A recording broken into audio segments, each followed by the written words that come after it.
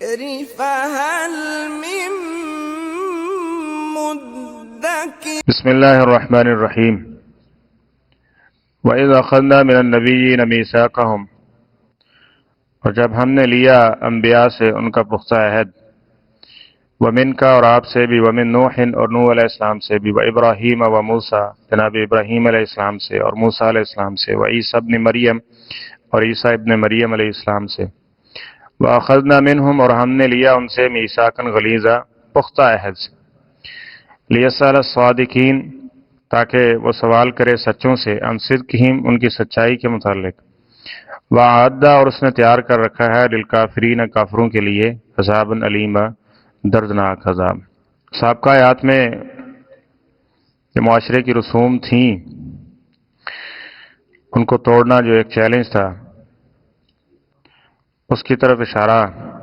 اور احکامات اس بارے میں دیے گئے کہ قرآن و سنت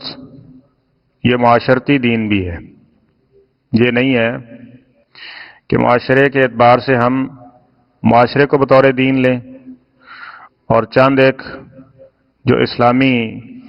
چیزیں ہیں، تہوار ہیں یا اعمال و افعال ہیں، ان کو اپنا لیں اور سمجھیں کہ بس اسلام میں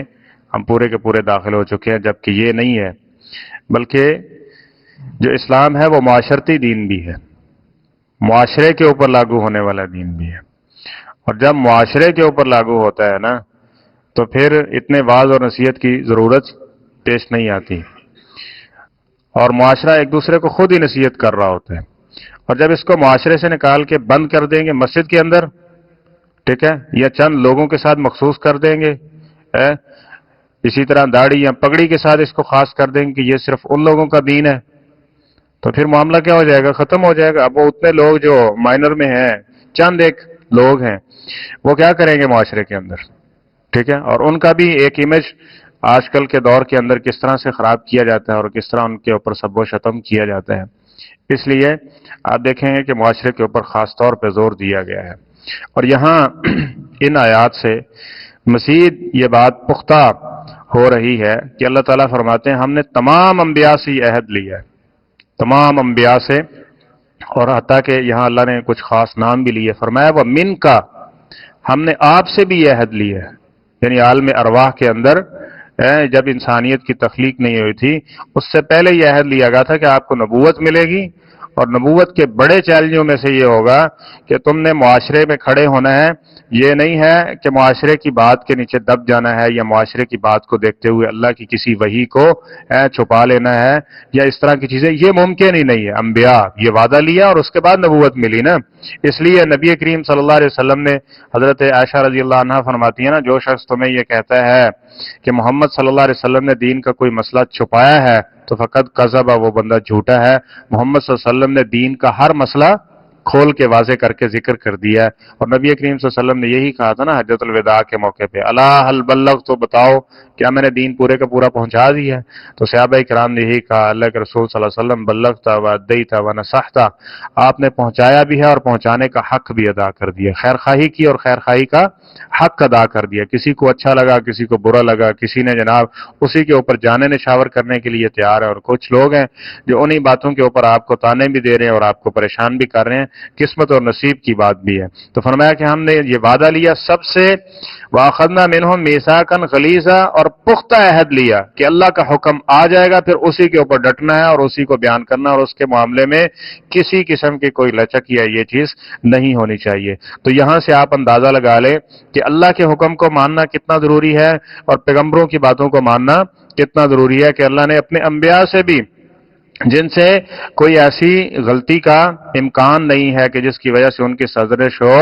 اس کے باوجود بھی ان سے یہ عہد لیا جا رہا ہے کہ آپ نے کیا کرنا ہے، جب ہماری بات آ جائے گی تو پھر اسی کو ہی لینا ہے، باقی ساری باتیں اور معاشرے کی یہ جو ہیں ان کو کسی خاطر میں نہیں لانا۔ اور آگے فرمایا پھر یہیں پہ بس نہیں ہے، لیسأل الصادقین عن صدقہم، پیچھے ہم سورہ المائدہ کے اندر پڑھ رہے ہیں نا، اللہ تعالیٰ جناب عیسیٰ علیہ الصلوۃ والسلام کو قیامت کے دن پوچھیں گے کیا آپ نے ان کو حکم دیا تھا کہ یہ جو عیسائی آپ کی عبادت کرتے رہے اور آپ کی والدہ کی عبادت کرتے رہے، میرا ان کو شریک بنا دیا تھا، کہ آپ ان کو کیا آئے ہو؟ تو جناب عیسیٰ علیہ الصلوۃ والسلام کیا کہیں گے کہ اللہ میں ان کو وہی حکم دے کے آیا ہوں جو تو نے مجھے حکم دیا تھا، میں نے ان کو اپنی عبادت کا نہیں بلکہ تیری ہی عبادت کا حکم دیا تھا، اب میرے جانے کے بعد انہوں نے کیا کیا اس کا تو مجھے بھی علم نہیں ہے، وہ تو ہی جاننے والا ہے کہ یہ لوگ کیا کرتے رہے۔ ٹھیک ہے، تو فرمایا لیسأل الصادقین عن صدقہم، ہم سچوں کے سچ کے متعلق بھی اس دن پوچھیں گے، یعنی یہ حق واضح ہو جائے گا، پوچھا جائے گا نا انبیاء کتنے، کسی کے ساتھ ایک ہے، کسی کے ساتھ دو ہیں، نبی کریم صلی اللہ علیہ وسلم نے فرمایا کسی کے ساتھ چند لوگ ہیں، کسی کے ساتھ ایک چھوٹی سی جماعت ہے،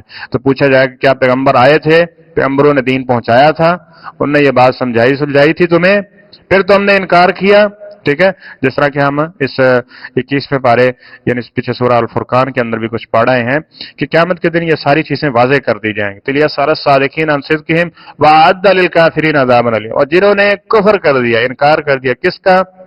اللہ کا حکم آیا اس کا انکار کر دیا، رسولوں کا حکم اور آرڈر آ گیا اس کا انکار کر دیا، کفر کیا، تو ایسے لوگوں کے لیے دردناک عذاب تیار کر رکھا ہے۔ ٹھیک ہے، تو اس لیے جو اللہ تعالیٰ کی اطاعت ہے اور نبی کریم صلی اللہ علیہ وسلم یعنی پیغمبر کی جو اطاعت ہے، یہ ہر صورت خصوصاً ان معاملے کے اندر زیادہ تنبیہ کی گئی ہے کہ جہاں معاشرے کے اندر وہ کام کرنے سے کسی قسم کا کوئی اندیشہ ہے کہ وہ لوگ توہین پہ اتر آئیں گے یا وہ